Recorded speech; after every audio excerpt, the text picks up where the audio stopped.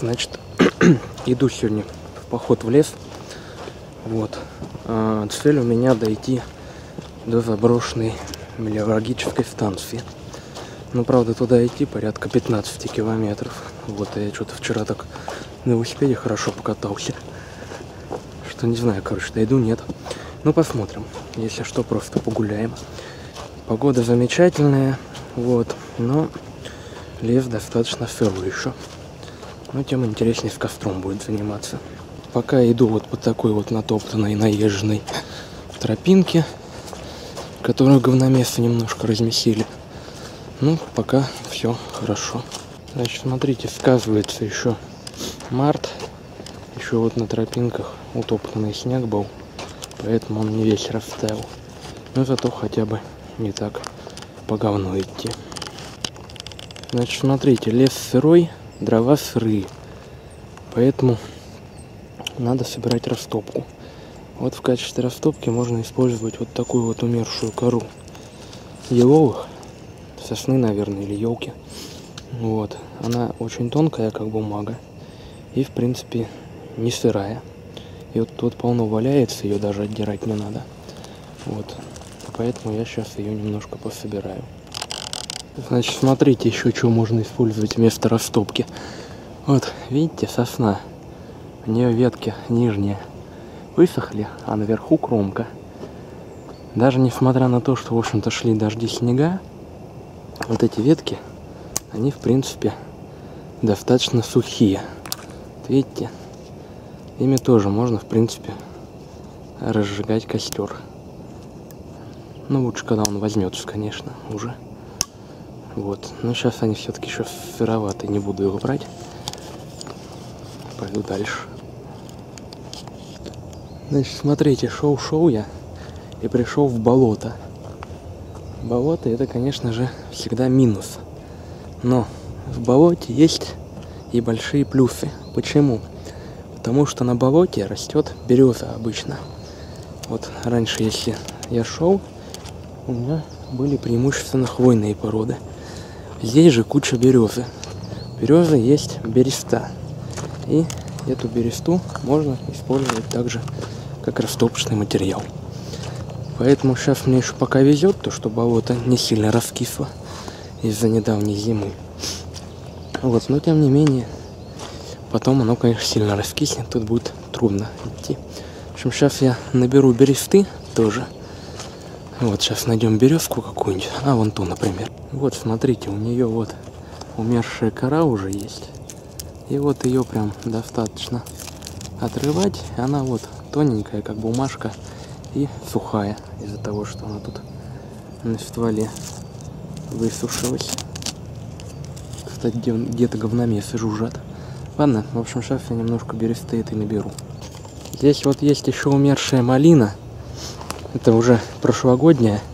Она по весне дают новые ростки, так что эти уже умерли. Вот, в принципе, ее тоже можно использовать для растопки. Но когда будет чуть посуше, сейчас все-таки она сыровата. Особенно вот такие твердые. Ну вот внутри видно, что она сыровата. Не, гореть, конечно, будет, но в лесу в этом есть полно другого растопочного материала.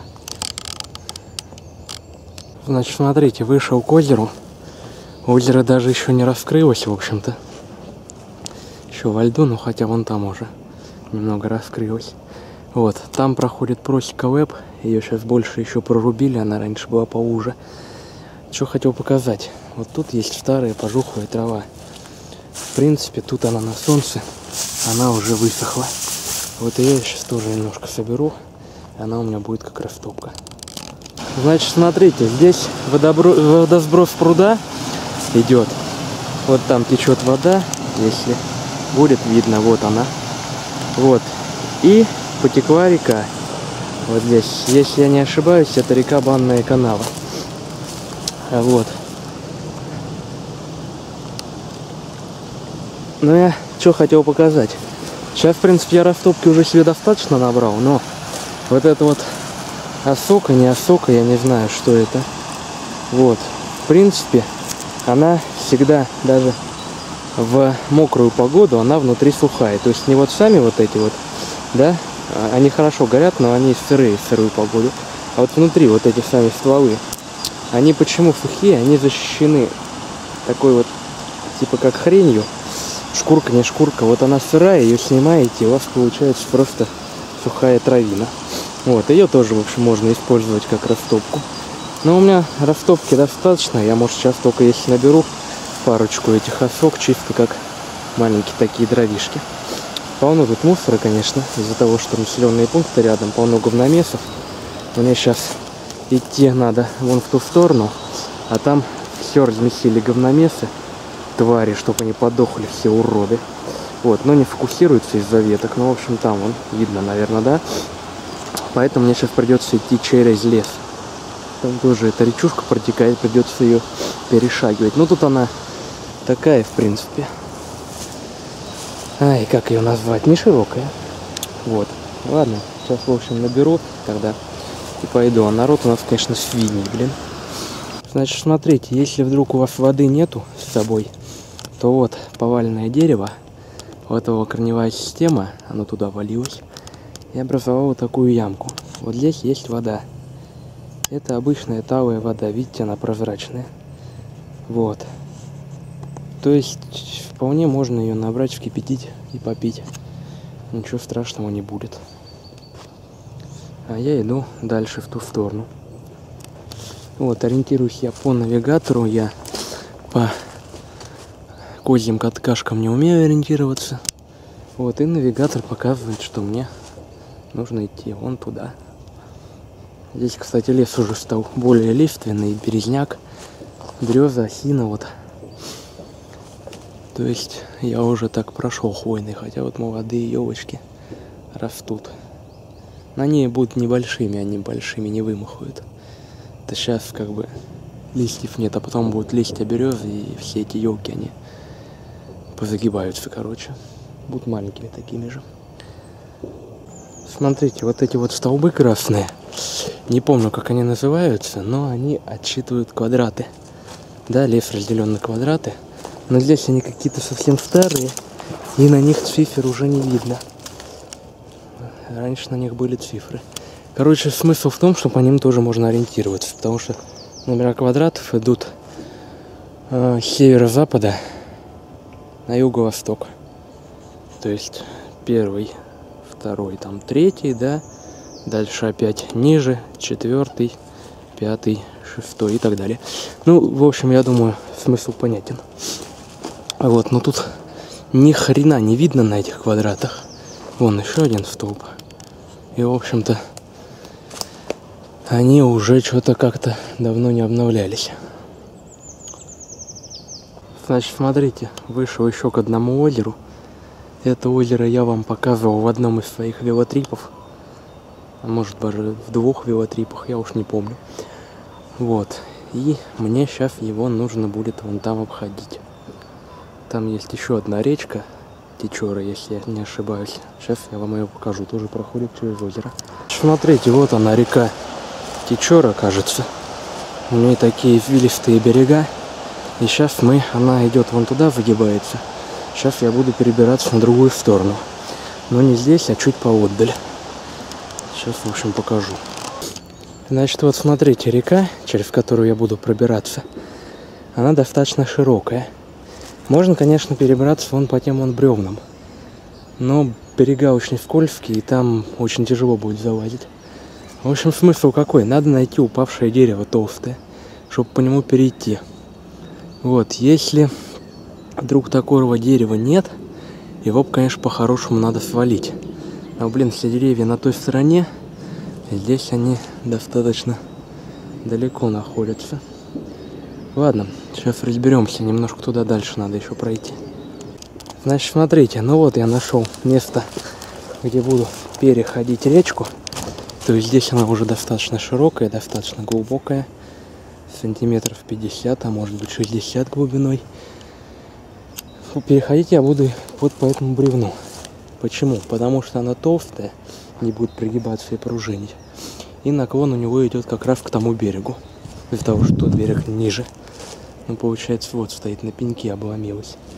Дальше. Здесь есть вот еще одна вот такая вот штука, но ее можно было бы здесь перейти, используя верхнюю как перилку, а нижнюю как, соответственно, ступеньки. Но, видите, они там перекрещиваются в конце. Плюс еще верхняя практически лежит уже на нижней, и она там тонкая. Она будет пружинить, и вы там будете перелазить, и, скорее всего, просто-напросто улетите в воду. Поэтому переходить я буду вот по этому бревну. Единственное только здесь типа пойма реки что-то. Я там шел, там болото. Скорее всего, сейчас все ноги у меня грязные, поэтому надо подошву отряхнуть, иначе можно подскользнуться. Вот.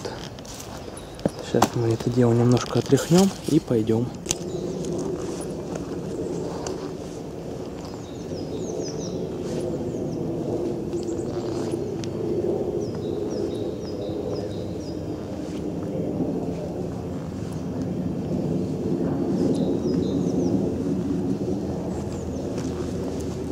Ну вот и все, я на другой стороне.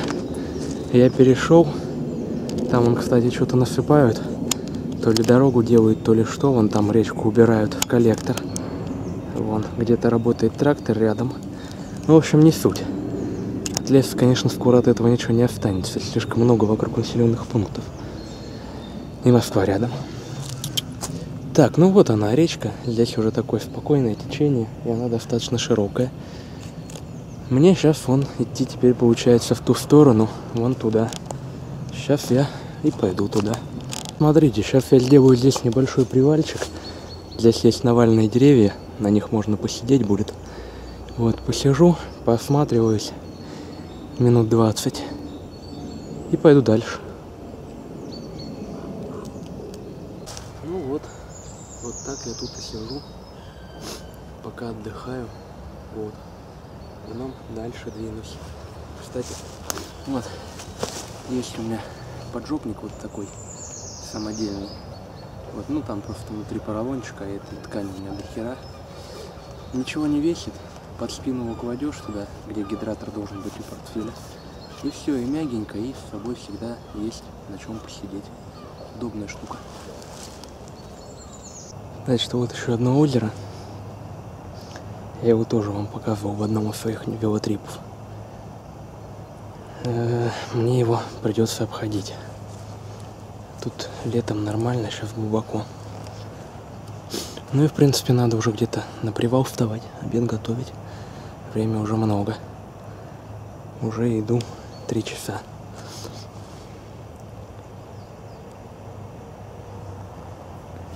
Так, ладно. Значит, смотрите, тут такая обширная вырубка. Раньше все это было лесом. А сейчас все повырубали чинуши, прикрываясь короедом. Просто весь лес повалили, суки. Короче, скоро этого леса не будет здесь. Да, просто жопа. Валят, прикрываясь короедом. Просто как нечего делать. Кстати, написано, что окончание работы в 2013, а в 2014 типа будет восстановление. Хер, тут не будет никакого восстановления. Застроят все это, наверняка. Козлы. Не знаю, мы в прошлом году здесь в мае ездили на велотрип. Тут были, конечно, проплешины, вырубки. Ну, чтобы вот так вот прям такими огромными полями, просто огромными. Такого, конечно, не было. Просто жопа полнейшая. Уроды. Все, смотрите, все перекопали. Везде ходить стало невозможно. Тропу все перекопали. Просеку. Ладно, печаль, конечно. Я все-таки буду вставать на стоянку, ибо идти еще достаточно далеко, а время уже много.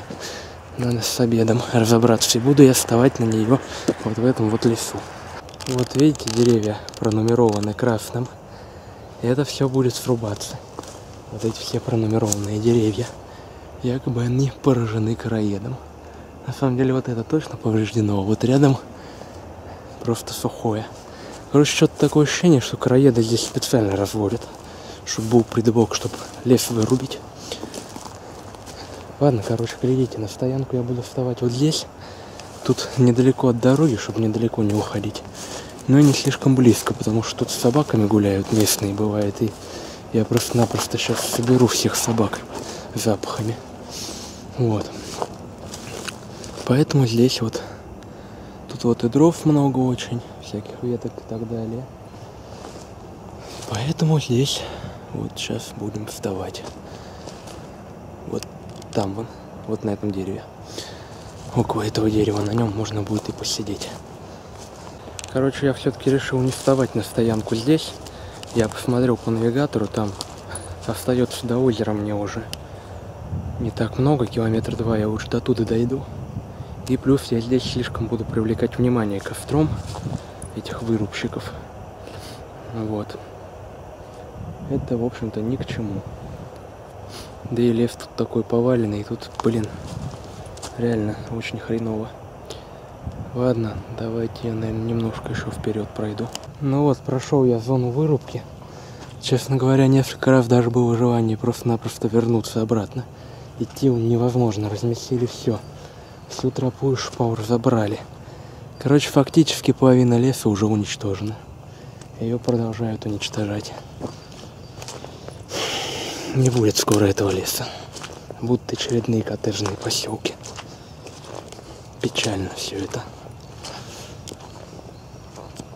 Значит, тут вот протекает речка, не речка, даже ручей, наверное, вот убранный в трубу над просекой.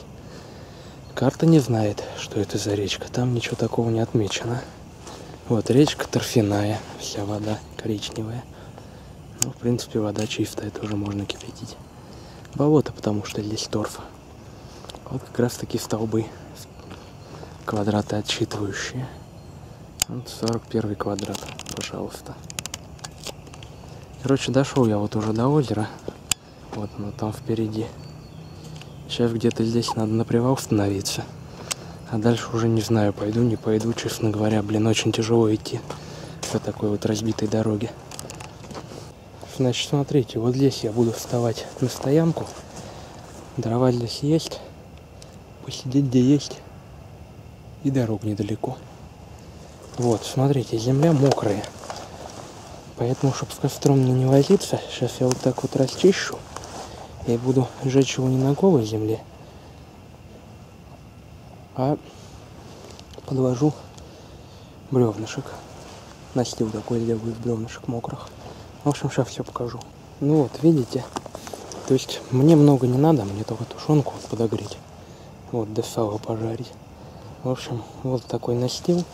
Он мокрый, они не загорятся. Но зато от земли влага уже так интенсивно поступать не будет. И костер тухнуть не будет. Плюс дополнительный забор воздуха между бревнами. Ладно, сейчас я пособираю туда дров. И начнем жечь костер. Ну вот, все приготовления уже сделаны. Значит, вот тут у меня хворост, лапник. Лапник вот этот сухой мне нужен, чтобы первоначально завести огонь. Чтобы он развелся. Это прям подарок. И вот немножко дров. Много мне не надо. Так что я немного стал ломать. Зачем лишнюю работу делать? Вот. Все, сейчас буду разводить огонь.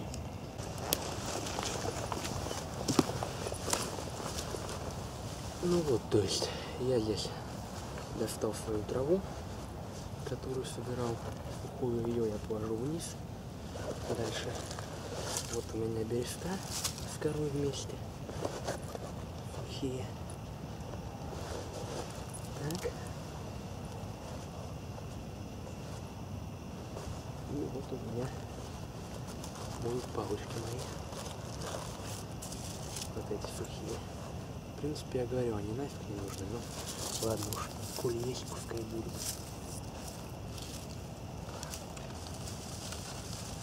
А так вот, берем лапник.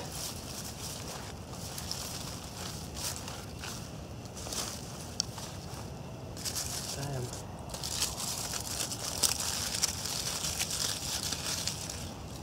Покрываем корой. Внутрь вся кору. Кору, в принципе, даже можно покрошить. Это лучше будет.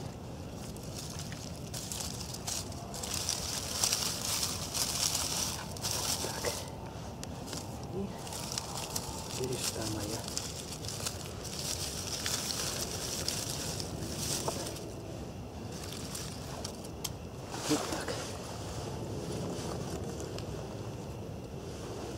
все, и можно зажигать.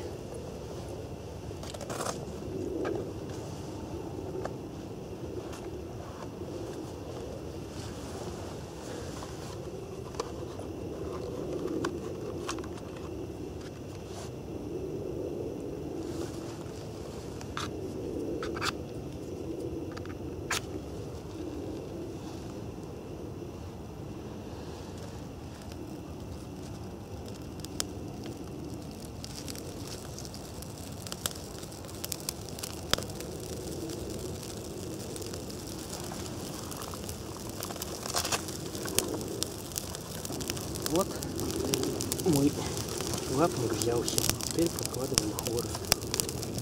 Потихонечку кладем костер. Сразу большие не надо много. Костру надо дать разгореться. Так, типа, больше не нужно, это лишнее. В принципе.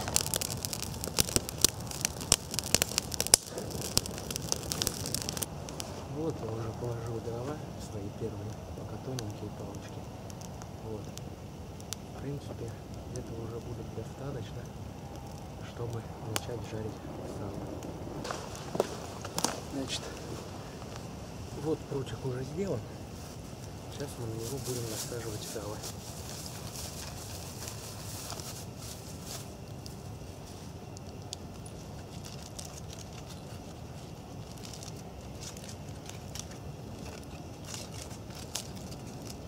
Сало копченое просто дома валялось, что не есть его, поэтому решил сюда взять.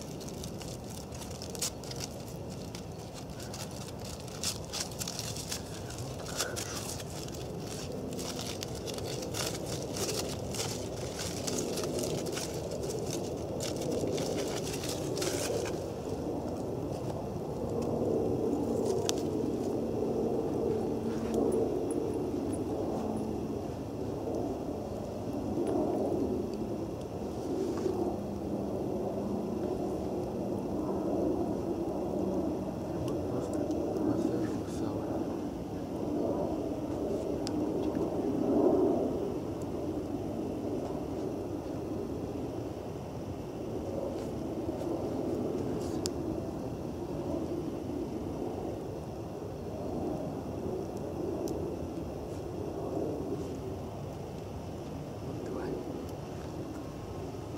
Все, и можно жарить вот таким вот образом.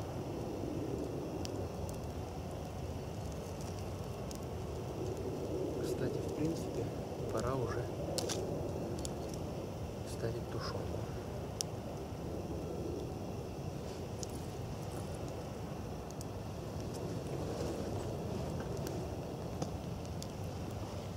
Значит, вот смотрите. Вот как открыть тушенку без ножа, да? Без открывашки, без ножа, без всего. Искать какие-то камни начинают, еще что-то. Ну где вы здесь в лесу камень найдете? Тут один сухой валежник. Короче, ребята, не выпендривайтесь, возьмите вот такую тушенку вот с таким ключом.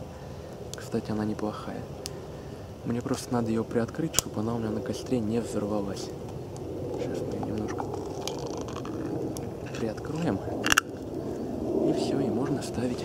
Все, вот таким вот макаром она у нас там стоит. В общем, продолжаю дальше, пока выключаюсь. Значит, сало у меня уже поджарилось, я его снял, уже оно остывает. Тушенка у меня разогрелась. Сейчас я ее тоже буду снимать.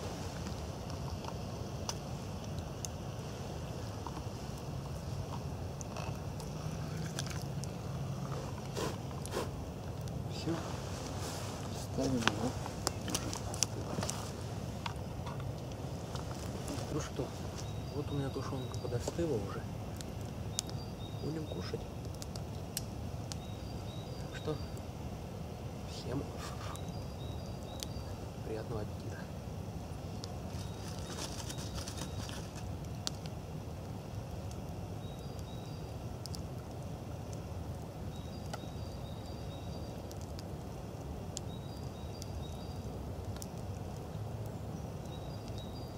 Тушенка хорошая. Ну вот и все. Я стоянку сделал, пообедал, вот, отдохнул. Честно говоря, не знаю, идти туда, к этой станции, не идти. Вроде так уже и немного остается.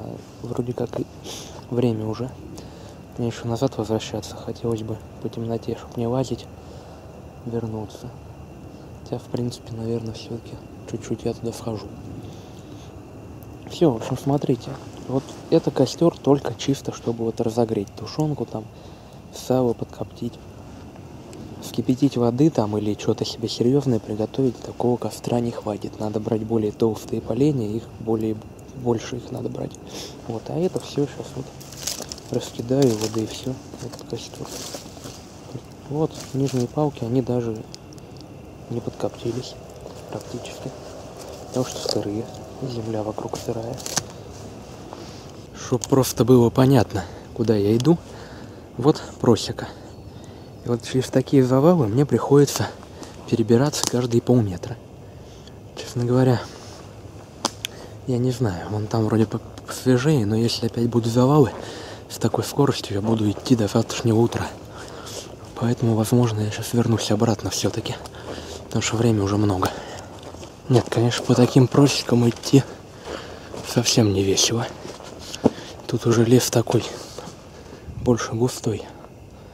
На таежный похож, нежели на наш обычный средних широт. Плюс там впереди я вижу огромную лужу, и как там быть дальше, я пока не знаю.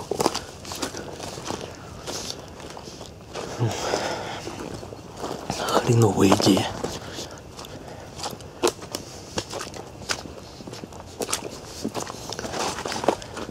Ну вот, похоже, здесь мое путешествие закончилось.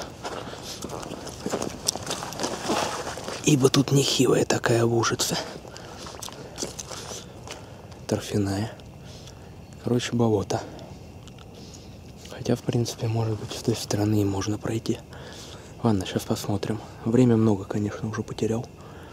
Нет, все, ребята, отбой. Давайте на станцию в следующий раз сходим. Может быть, съездим. Там, в принципе, смотреть нечего. Нет там ничего. Короче, тут просто адское болото. Уже глубоко очень. И мне сейчас его обходить, это просто здесь время терять. Просто очень много. Вот, поэтому нафиг. Ну как далеко идет. Там тоже все в болоте. Поэтому нафиг. Лужа глубокая, давайте. Я возвращаюсь тогда. И уже топаю обратно. Короче, где-то прошел я сейчас около 13 километров. 2 километра я не дошел до станции, до этой. Но я говорю, нафиг. Тут просто жесть. Просто болото. Это хорошо сейчас еще вот лед подмерзший. Кое-как можно идти. А вообще, конечно, идти тут будет невозможно, когда все растает. Там тоже. Короче, тут жопа. Лес вообще неприветливый. Поэтому давайте-ка. Я тогда разворачиваюсь. Вон там. Ну там до просеки, до нормальной. Еще очень далеко идти.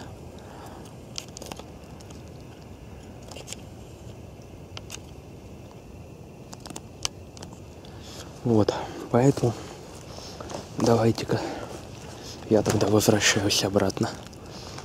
Мне еще обратно топать. Почти 13 километров. Все. Давайте, может быть, еще буду делать включение. Вот еще одна река, которая вытекает из озера. Тоже торфяная. Как уж ее название, я не знаю. Вот. А озеро вот оно. Самое интересное, что на льду до сих пор сидят рыбаки. Я не знаю уж, насколько он крепкий, но я бы не рискнул ловить рыбу, сидеть на таком льду. Вот это, конечно, классная речушка. Такая буйная здесь вытекает из-за перепада высот. Ну, как я понимаю, озеро точно, тоже проточное. Вот, блин, как тут прикажете идти? Тут все намесили, По полю не пойдешь, там коряк навалили, идешь, потыкаешься. Здесь просто деревья навалены. Короче, я извозюкал все ботинки, я извозюкал все штаны. Из-за того, что эти пидорасы тут все перекопали. Козлы. Вот по такому вот коллектору ракоходу я только что перешел пути. Тут реально в полный рост не подняться. Видимо, раньше было что-то до отведения воды, русло какое-то. Кстати, говномесы и тут умудряются ездить. Как уж они тут проезжают, я не знаю. Тут расстояние-то метр. Ну, 1,20 м, может быть. Ну вот, я сделал привал. Иду уже домой. Сейчас тут немножко отдохну. Потому что заколебался уже. Сейчас немножко отдохну, да пойду дальше. Место весьма такое живописное здесь. Это промзона и лесопарк. И вон там, если кто помнит, автосервис. Наш 4-й, что ли, ставка. Я не помню. Ну, в общем, мы там по нему лазили. Сейчас, кстати, там тоже кто-то есть. В общем, популярное место. Да, вон на крыше.